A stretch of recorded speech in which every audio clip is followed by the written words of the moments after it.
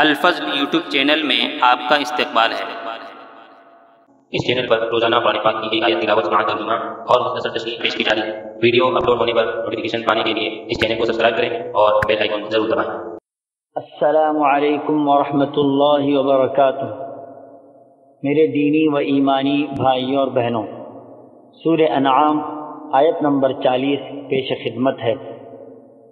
اعوذ باللہ من الشیطان الرجیم، قل ارأیتکم ان اتاکم عذاب اللہ او اتتکم الساعة اغیر اللہ تدعون ان کنتم صادقین۔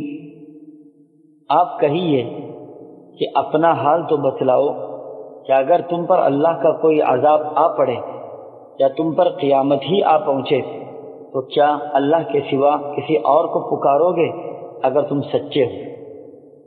حضرات، اللہ تبارک و تعالی قادر مطلق ہے، تمام مخلوقات اس کے آگے پست و لاچار ہے۔ اللہ جو چاہتا ہے حکم کرتا ہے، اس کا کوئی ارادہ بدل نہیں سکتا، اس کا کوئی حکم ٹل نہیں سکتا، اس کی چاہت کے خلاف کوئی کچھ بھی نہیں کر سکتا، اس کے حکم کو کوئی ٹال بھی نہیں سکتا یا اس کے فیصلے کو کوئی پھیر نہیں سکتا۔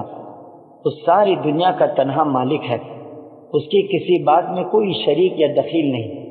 جو اس سے مانگے وہ اسے دیتا ہے، جس کی چاہے دعا قبول فرماتا ہے، جس کی چاہے رد کرتا ہے۔ حیرت یہ ہے کہ ان تمام باتوں کا کفار علم بھی رکھتے ہیں اور اقرار بھی کرتے ہیں۔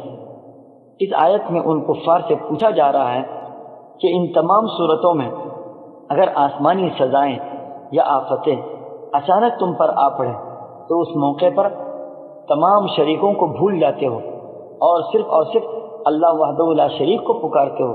اگر تم سچے ہو تو ایسے کٹھن مراحل میں ان شریکوں کو کیوں نہیں پکارتے جن کو تم زندگی میں پکارتے آ رہے ہو؟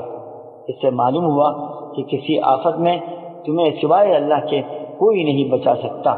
اسی بات کو اور وضاحت کے ساتھ اگلی آیت میں بھی بیان کیا گیا ہے، انشاءاللہ کل پیش کی جائیں گی۔ اللہ ہمیں اپنا خوف و ڈر نصیب فرمائے، آمین۔ وآخر دعوانا الحمدللہ رب العالمین۔